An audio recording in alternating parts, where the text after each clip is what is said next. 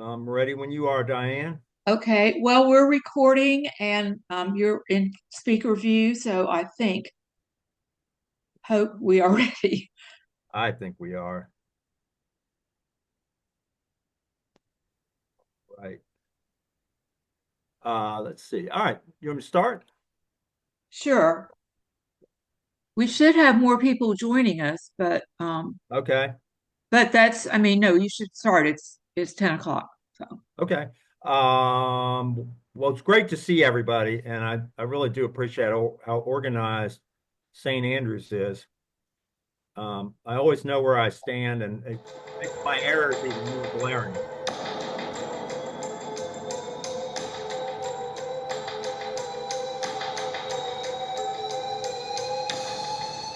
So for the next 8 sessions, we're going to be doing Terror in the Suburbs, the DC sniper shootings, October 2002. This is, except for my brief foray into the Murdoch case, the most recent true crime I've done, which makes the research interesting. Saturday, February 16th of 2002, we're in a little neighborhood in South Tacoma, Washington. I've shown Tacoma here down the way from Seattle, uh, on East 34th Street.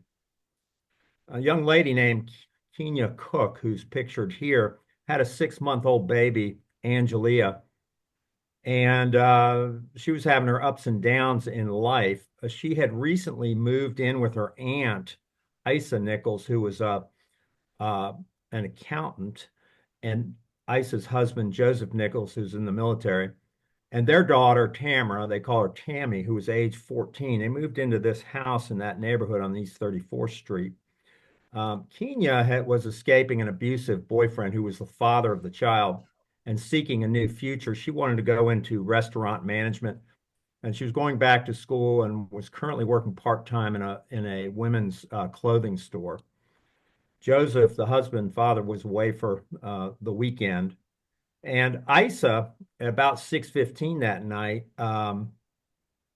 left to pick up her daughter Tammy, who was actually at a sleepover but changed her mind and wanted to come home, in part because she learned her mother was making chicken tacos that night. And Isa had forgotten, she'd gone shopping earlier, but had forgotten the taco shells. And so she was going to pick up Tammy and go get those taco shells, which is what she did. Kenya stayed at home, was getting ready to bathe her 6-month-old baby, who's pictured here, and was cooking the chicken for the chicken tacos. Kenya was a very good cook. The doorbell rang. At 7:30 p.m., Isa and Tammy arrived home and at the home. And the nature of the home is the driveway's down to the right in this photo on the side. Tammy walked around to the front door to get in. Here's Tammy. And she found Kenya's lifeless body lying at the front door. Her feet were on the stoop, and her body was had fallen inside the house. A 45 caliber bullet had gone into her skull just below her left eye. The murder remained unsolved for a long period of time and completely traumatized this poor family. We will connect this up as we go through this case. I want to turn now to metropolitan Washington, D.C. Probably everybody here has been there. It's actually the area where I grew up. It's a bustling area of about 5 million in 2002. In the fall of 2002, uh, we were 1 year after 9/11. We had the anthrax attacks. There was the buildup to the Iraq War. Congress was debating giving the president authority, and there were proceedings in the United Nations as well. Michael Jordan, our favorite son of North Carolina, anyway, was living in D.C. at the time. He had come out of retirement for the second time. He wasn't near the player he was, but he's playing for the Wizards.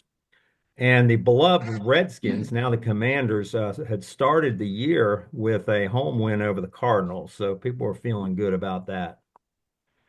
The most popular song as we headed in the fall of 2002 was a song called Complicated by Avril Lavigne, you may recall it. And that's the setting for our time here in the metropolitan Washington, D.C. area. If you know Washington, it has a beltway about, oh, I didn't mean to do that, about 35 miles long that surrounds it. I call it the largest parking lot in the world because it almost never seems to move. And a subway system that's on a hub and spoke. Um, very busy, a lot of government workers in this area, a lot of changeover with the political changeover as people move in and out. A very exciting place to live. But I'm sure you're taking notes on where grew up, but I grew up in Bethesda, Maryland. The counties surrounding it are Montgomery and Prince George's in Maryland. And Arlington County sort of completes the diamond in Virginia for Washington, D.C., small county, and then Fairfax County. We will talk about the Virginia counties later, but today I want to talk about the Maryland counties very briefly. Montgomery County, Maryland, is the most populous and was then the most populous county in Maryland. It's predominantly white. By the way, Montgomery County, Maryland has more people than Baltimore City, which is interesting. Predominantly white, highly educated, democratic politically, overwhelmingly democratic. It's the one in 2002, it was one of the top 10 counties in economic measures as far as influence is concerned. The county seat is Rockville, right here. But the largest cities are we have Silver Spring, Bethesda, Germantown, Gaithersburg. A lot of the population live there. It's a center for biotechnology. It houses the National Institute of Health, NIH, the Bethesda Naval Hospital, which is what it was called then, but it's now got Walter Reed in the name because there was a merger. Nuclear Regulatory Commission is in Montgomery County, as well as the U.S. Department of Energy. A few years before, the county hired a new police chief. Um, this is County Executive Doug Duncan, and he announced the hiring of the new police chief in May of 1999 to take effect about a month or two later. This new police chief was Charles A. Moose, who died a couple of years ago. He grew up in segregated Lexington, North Carolina. Went to UNC, big Tar Heel fan.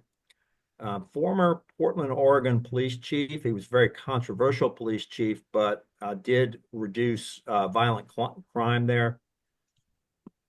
In Montgomery County, and I'll sometimes call it MoCo just to save my fingers from all the typing, there was a concern at the time about racial profiling. And he was brought in part to look into that. Before he was hired in Montgomery County, Moose, who had a white wife, was rejected, clearly, according to everybody involved, for that reason as the police chief in Jackson, Mississippi. So he's the new police chief in Montgomery County, Maryland.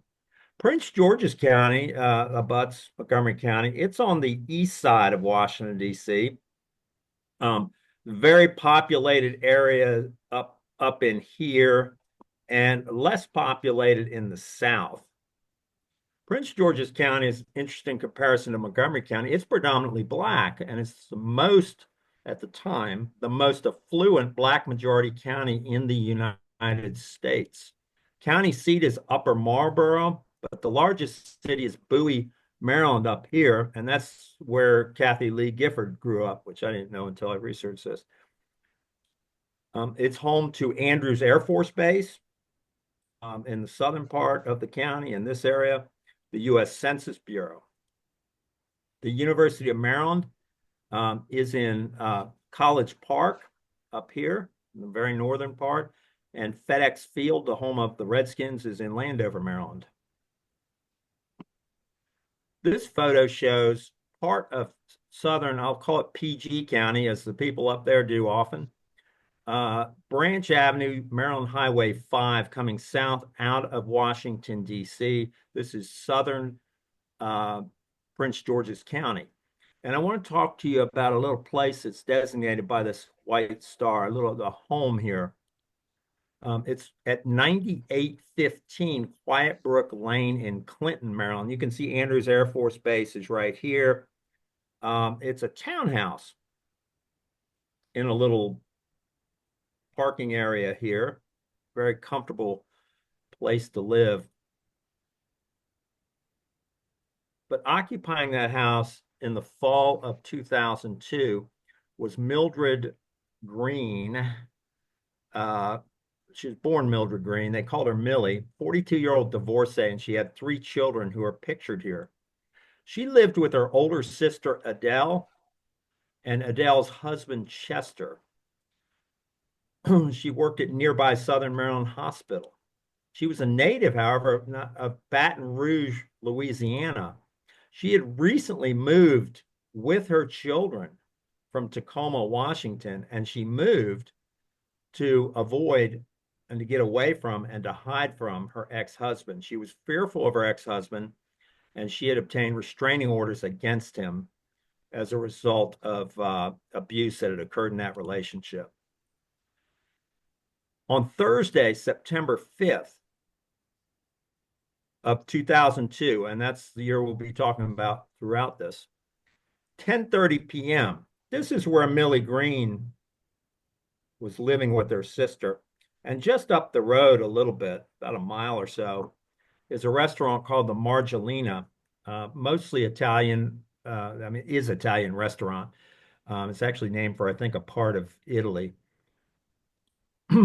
Here's how it's pictured from the street level, and here's sort of an aerial view of the Margellina restaurant. It's no longer in business; it's now a vape and tobacco shop, but it was thriving then. It was owned by a gentleman named Paul LaRuffa, 55 years old. He was a New York native, had gone to St. John's University, had been involved in different businesses, but had purchased and was operating this restaurant. It was 10:30 at night, as I mentioned. He'd closed the restaurant. He's walking out with an employee and with a friend of his and a customer, Paul Hammer. Hammer had a couple beers. He'd been sitting there drinking beers, 43 years old. LaRuffa was carrying a briefcase. It had cash of about $3,700 and a laptop computer which he used to conduct his business. He went to his car in the parking lot, put the briefcase and the computer in the back seat of the car, and then climbed into the driver's seat. He saw a shadow and heard a sound he said later was like a cannon. The window on the driver's side exploded, covering LaRuffa with glass. There were six 22 caliber bullets shot through the window. The assailant opened the back door, grabbed the briefcase and the laptop, and fled. LaRuffa was shot in the arm, chest, stomach, diaphragm, spleen, and back. Every one of the six bullets hit him. He said, "I was waiting to die." As he was struggling for his life, his friend Paul Hammer called 911. I'm at Marcelina's on Stewart Lane in Clinton, Maryland. I need an ambulance right here. Guy's been shot. A guy came out from behind the store and shot Paul LaRuffa and stole stuff and he's bleeding in the front and back. We are coming out there, okay? And you could hear LaRuffa one time in the background. Hurry, please. LaRuffa did survive, though seriously traumatized by the event.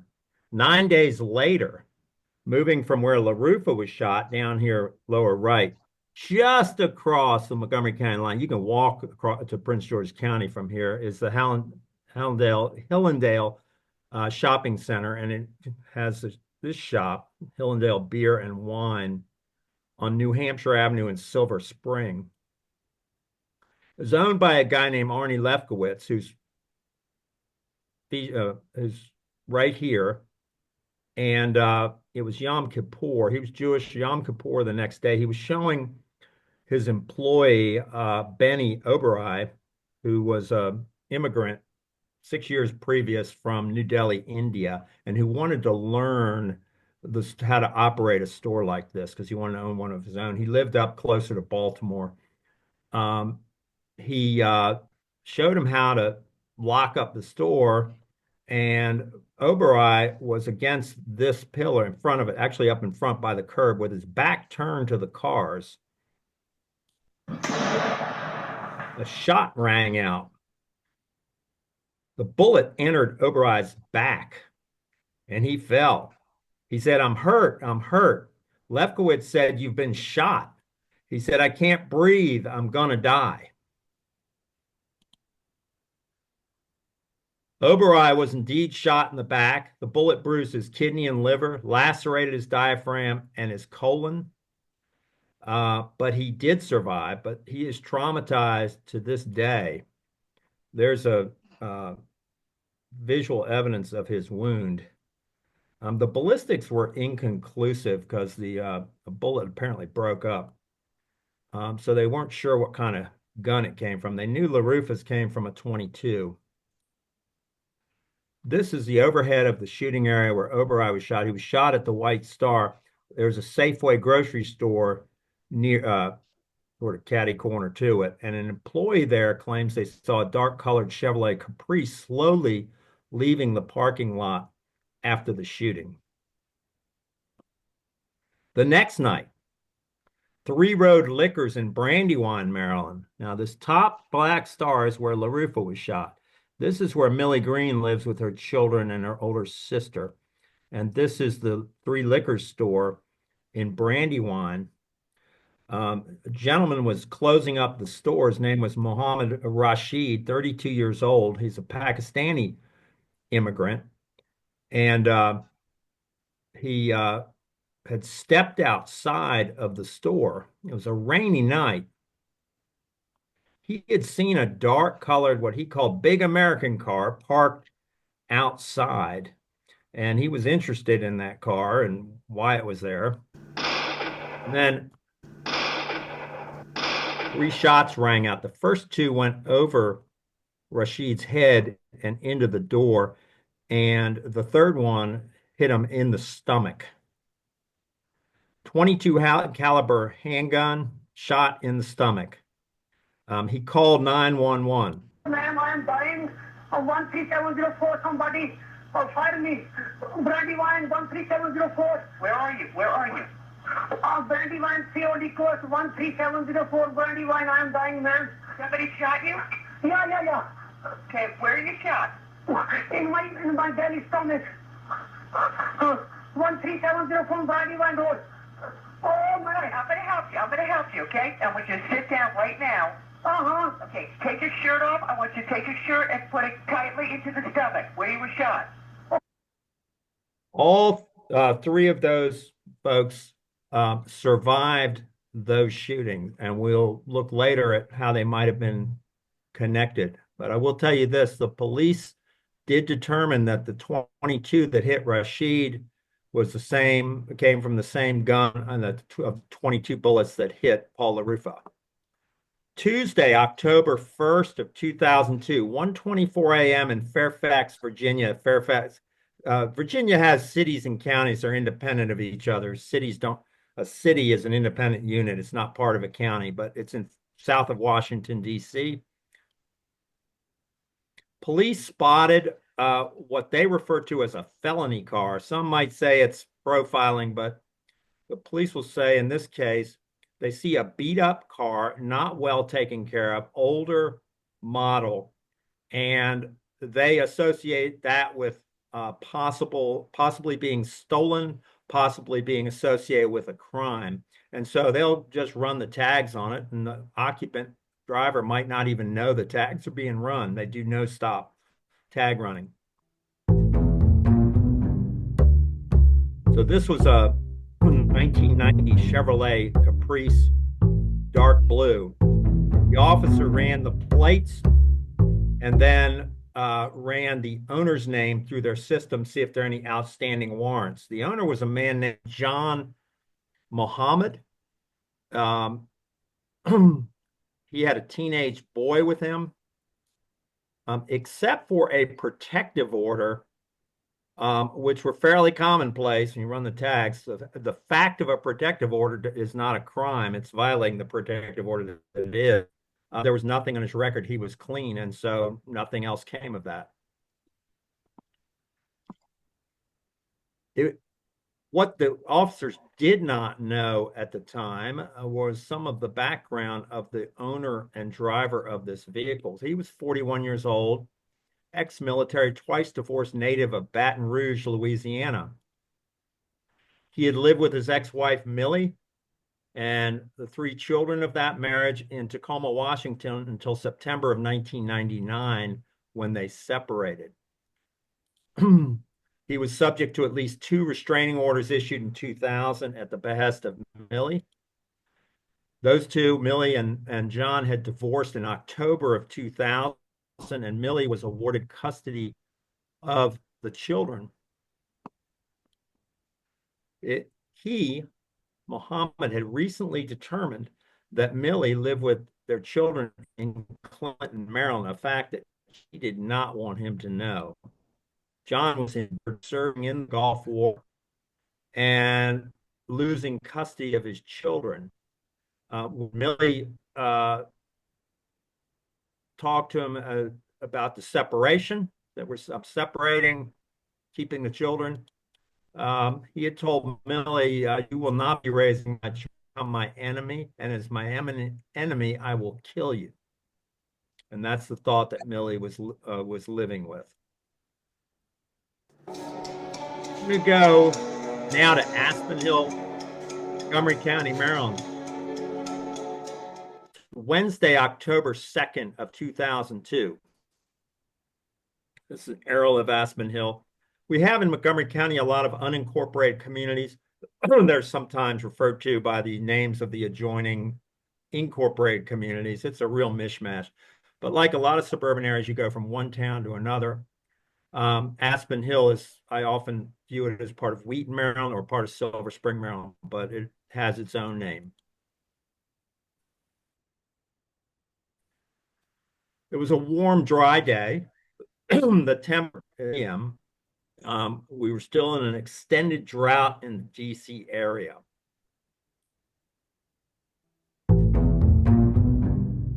At 10:51 a.m. on that day in Aspen Hill, the police saw the quote-unquote felony car and ran the plates. Not a stop, just ran the plates. The owner was clean, except for a protective order. The police learned that the car had been purchased in Camden, New Jersey on September 10th of 2002, so just a few weeks before. Same day, little over 6 hours later at a morgue in Aspen Hill. Here, just a perspective, it's almost a little off center from the top of the diamond of Washington, D.C., which is right here. Here's the Michaels store. Just an aerial there. It's part of a little shopping center called Northgate Plaza. It was a busy time. People coming home from work were stopping by. Michaels is usually fairly busy anyway. Shot rang out. And it went through the window of the Michaels store about 6 feet off the ground. Fortunately, for the people inside, that was a little high for the shooter. It's what we would call a near miss. Now, if you're familiar with comedian George Carlin, he says a near miss is actually a hit. We should call it a near hit. But anyway, near misses in the jargon. So it did not hit anybody, but it came very close. The cashiers just had checked out a customer at L5 here, and the bullet went through that whatever you call it, the marker, uh, and went just above her head was that cashier, and she come in, dang, it was all close. She said it sounded like an M80 going off in here. It went like pow. I thought it was the light breaking. There was smoke and everything. It came to the rest, went through the store and came to the rest in the back. Fortunately, no one was hurt. Here's the Michaels store. The police says that the shot may have come from this area. There's a church, a little church across the street, and there was some wood cover. But there was a guy in the parking lot of Michael's named Steve Cribben. He was a Papa John's. There's Papa John's delivery man. He was waiting out here in his car, and he heard the shot. He was ex-military, so he knew what a shot sounded like. And he looked around after the shot, and after that, he saw a beat up blue car containing two black men who were laughing and high-fiving go through the parking lot and pull out. Because of the sensitivity to racial profiling, this became somewhat of an issue in the case, why this lead was not followed up earlier. But this is what Steve Cribben claimed he saw. While we got the Michaels, the hole in the window, there's a nice family that lives not too far, about 4 or 5 miles away on Centergate Drive in Silver Spring. It's the Martin family. They live in this house at the time. The mother is the former Billy Darby. She is a native of the area, went to nearby John F. Kennedy High School, and was a scout leader and taught Sunday school. She and her husband had an 11-year-old boy who was a sixth grader at that time at nearby Briggs Cheney Middle School and was also a Boy Scout. They were at home, and Dad hadn't come home, and he was a little later than expected, so they were sort of wondering where they were. The TV was on in the house, and Billy saw a breaking news bulletin about a shooting. And the more she saw that, the more worried she got. Her husband was a gentleman named James Martin, and 55 years old. This was a contemporaneous photo of him. And this is a photo of him in college. He's a St. Louis native, went to Southeast Missouri State University, which is this photo, got a business degree in 1969. He grew up hard without much money, but had a loving household. He had served in the Navy in Washington, D.C. during the Vietnam War, and he was currently a program analyst for the National Oceanic and Atmospheric Administration, which is the parent company to the National Weather Service. Here's his workplace right there. It's in Silver Spring, Maryland, right near, not far from the DC line. This gentleman was active in the Boy Scouts. He served on the Methodist Church board. He had adopted a school in inner city Washington where he judged the science fair, and he arranged for the donation of computers. They loved him there. He was a Civil War buff, a collector, family history, considered a good Samaritan. His coworkers really loved him. Husband and Ben's father. This blue star is the National NO, whatever it is, where National Oceanic and Atmospheric Administration, where James Martin worked. He was driving his vehicle up toward their home, but he was going to make a stop at Shoppers Warehouse to get some snacks and such for Boy Scout troop and something for the students at Shepherd School, which he had sort of adopted. Here's Shoppers Warehouse, known for bargains, and James was a frugal guy. Very crowded at this time of day, workers coming home. You had to wait for a parking space. You had to sort of drive around and wait till someone pulled out at that time. James pulled into the Shoppers parking lot. He waited for a little bit. He was driving a 1990 Mazda pickup with a camper top, an American flag on the antenna. He waited for a space and then he parked. This is where he parked, and that is, in fact, his vehicle. He got out of the vehicle, was wearing a coat on, and he started to walk toward the store. There was a boom. Everybody heard it. And James clutched his chest. He turned to a witness, said, "Please help me." And then he collapsed, falling forward. He actually bruised his face as he fell, and he fell in this location. He had been shot in the back by a high-powered rifle. It was clear. The autopsy later showed that it had cut his T7 vertebra just below the shoulder blades. It had severed his spinal cord, which would have paralyzed instantly. And then he suffered a sudden drop in blood pressure. I've learned that the blood has about a 10-second, the brain has about a 10-second reserve of oxygen. And that's about how long he lasted. It perforated his aorta, his pulmonary artery, and his heart membrane. It exited his sternum. The nature of this rifle, as we'll learn, it leaves a larger exit wound than it has an entrance wound. It left a jagged opening. There was little deflection or fragmentation of the bullet. The nature of the wounds on James Martin, this is the kind of rifle. They didn't know exactly the rifle, but it was clear it was a high-powered rifle.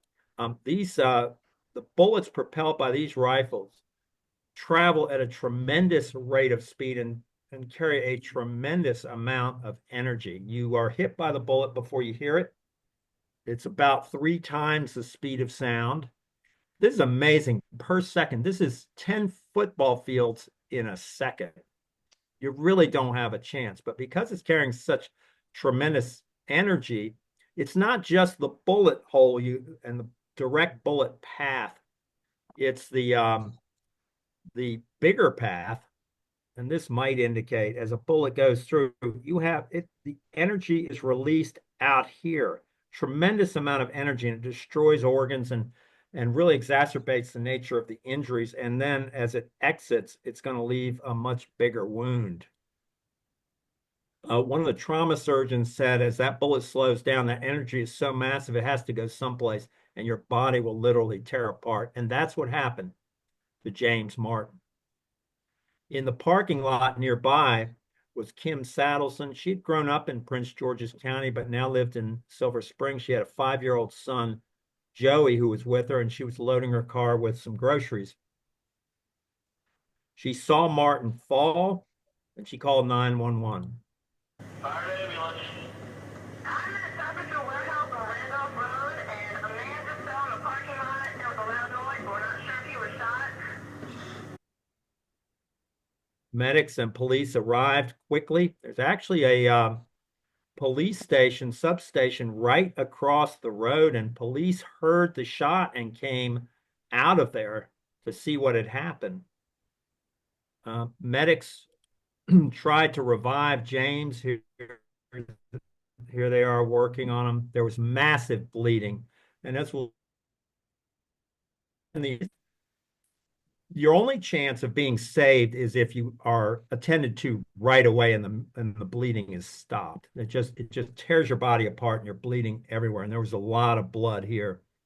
A policeman attempted to administer CPR, and then an EMT took over, but there was no pulse, and it was a lost cause. So they covered his body with a cloth.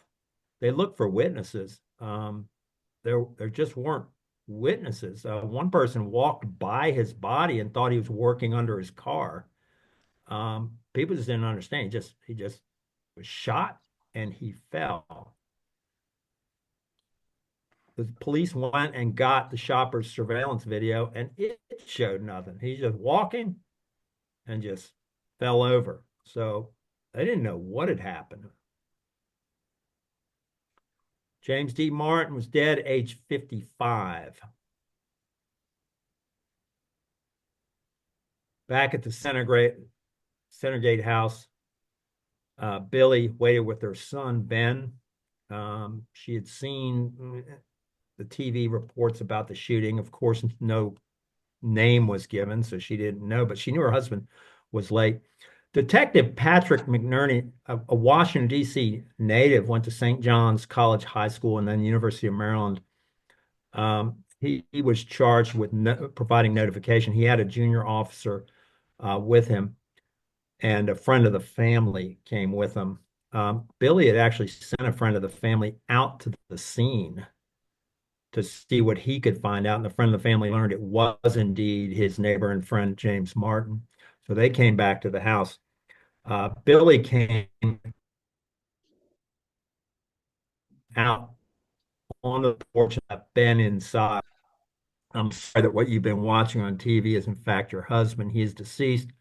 We're working to figure out what happened. She understandably started crying. What do I do now? And she now had the formidable task of moving on with her life after this terrible tragedy. The family friend, and I don't know for sure, but this gentleman, Larry Gaffigan, who died last year, lived in the Centergate area, was one of James Martin's best friends, and got involved early in providing support to the Martin family. He may have been the person who went to the scene. I can't establish that for sure, but as we'll learn next time, he provides an interesting link between two of the Beltway sniper victims.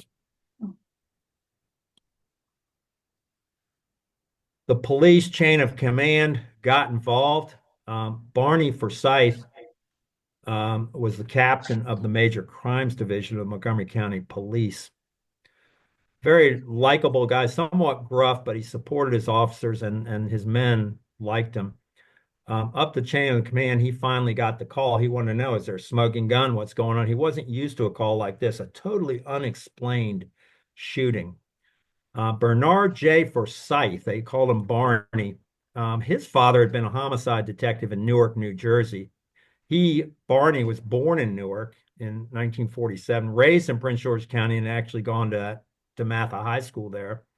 He was one of 8 children. He'd been in military police in the Army, and he joined the Montgomery County Police in 1971. So we're looking at over 30 years of service. He had planned to retire, but he certainly going to retire in the middle of this case. Back in 1984, his brother Kevin, who was a Phoenix, Arizona police officer, had been directing traffic and was hit and killed by a gravel truck, killed instantly. So he had suffered that tragedy in his family. The police were huddling up. You know, what's going on here? Barney said they were bothered by the fact that there just was no obvious reason for the shooting. They couldn't find anything sinister at all about James Martin. Who would want to take out James Martin? And they said, we weren't really sure what we had at that point. That night, let me get perspective here. Here's the Martin house. Here's where James Martin was shot and killed. Here's where the near miss occurred. We're moving a little further south to Wheaton Plaza. We had a lot of officers still on the scene here at the crime scene at Shoppers. Sean Thielke was 34 years old, Montgomery County officer, and he was assigned stolen car watch. And what he would do is sit in the shopping center and look at the cars going north. This is Georgia Avenue, comes out of Washington, D.C., and also out of heavily populated Silver Spring. So you have a lot of traffic coming home from work, and he would run plates and see if he could find any stolen cars. he spotted an old blue Chevrolet Caprice. And it looked to him like they say a felony car, a suspicious car. Um, and he pulled out and he followed it. The car stopped at a stoplight. He was right behind it. He ran the tags.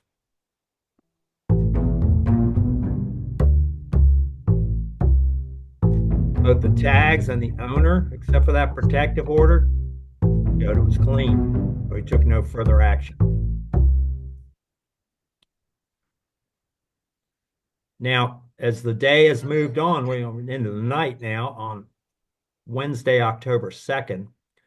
We had the Michaels near miss, the James Martin murder, and the grieving family back here at the residence. We'll move over a little west to Rockville Pike, very busy road that also is also known as 355. And this is in, they call it now North Bethesda. It's always been Rockville to me, but it's south of the Rockville downtown. There's an area, very upscale mall, White Flint Mall. It's since been torn down. But we have some activity there. Here's White Flint Mall when it was actually in operation. Here's an aerial view of White Flint Mall. Now, this area back here was torn down at the time of this photo, but actually, this is how it looks. This is how it looks now, but behind here was the main part of the mall. Lord and Taylor survived. It's since closed, but the building remains. What I want you to see is this huge parking lot here. And this is Rockville Pike right here. It was dark. Portia Birch, a security guard, private security guard for White Flint Mall. She was 23 years old. She lived in Capitol Heights, Maryland, near the DC line in Prince George's County next door. We're in Montgomery County now. It's about 10 p.m. Her job is to patrol, and you have this big parking lot. And she found out in a remote area of this parking lot, she saw a blue Caprice. And it looks suspicious, but even if it didn't look suspicious, it was parked there after closing hours, and it didn't look like it would be an employee's car because they were parked in a different place, and most of the employees had gone home. She sees this blue Caprice. It's the dead of night, and her job is to approach the vehicle, and she does. She could see the driver and another person in the car. The driver was a black man, appeared to be middle-aged.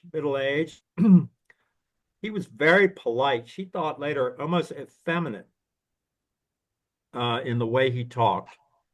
And he said to her that he and his son had been driving all day and they needed rest and would be okay if they rested there.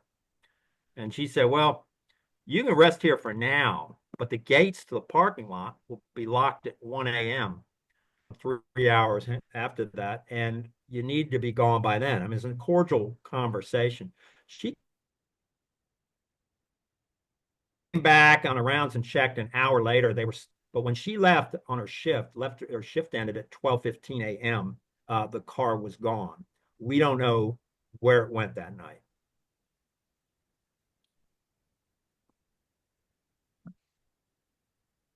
Thursday morning, October 3rd, the next day. I want to tell you briefly about a guy named Sonny. Sonny was a 39-year-old neighbor. He'd grown up in Gaithersburg in Montgomery County. His father, Buck, was a retired Montgomery County policeman. School in 1981 and got a business degree at the University of Maryland. We often exaggerate people's good deeds, I suppose, and good nature at the time of their deaths. But one thing I'm amazed about with both James Martin and some of the others, including Sonny, um, is they don't seem to be exaggerated. A lot of people who love these people. He was a regional board member of the Boys and Girls Club of Washington. Um, a lot, and he interacted with the boys and girls who were being served by the Boys and Girls Club, and they loved him. He was a volunteer uh, for the Crime Solvers Hotline. He was single. He had no children. He was engaged to be married to a young lady named Stephanie Likens. He had his whole life ahead of him. He had recently lived with his mother and older sister on Grandin Avenue in Rockville, close to sort of downtown Rockville. He had moved, he wanted to move his landscaping business to rural White Top, Virginia, way, way down in Southwest Virginia, to start a tree farm with his father. And he's very excited about that. He was driving back and forth from White Top to the Washington, D.C. area, which is about a 5.5 hour drive, to fulfill contractual commitments that he had already made in his landscaping business up in the Washington area. And when he did, he would stay with his mother and sister here on Grandin Avenue. Here's the tree farm area down in White Top, Virginia. He had returned sometime, maybe the day before, a couple days before, staying with his mother and sister on Grandin Avenue. He had a commitment to cut grass. He had a contract, and he wasn't going to breach those contracts. Plus, he had a personal relationship with owners of Fitzgerald Auto Mart in Rockville. Well, here is White Flint Mall, where Portia Birch had encountered the Blue Caprice. Here is Fitzgerald Auto Mart right next door.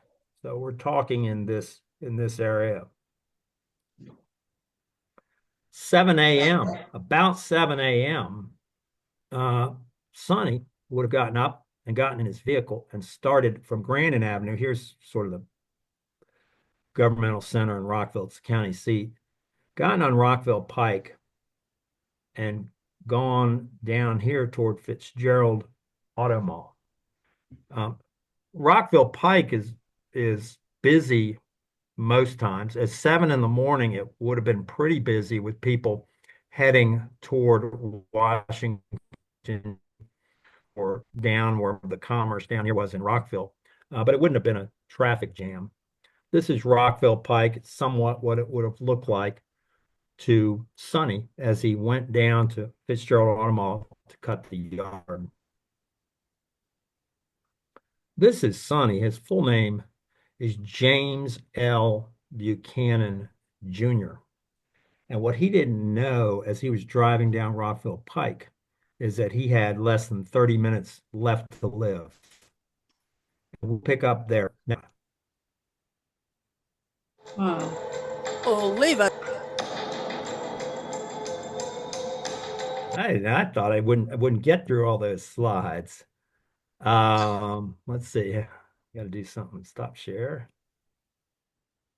There we are.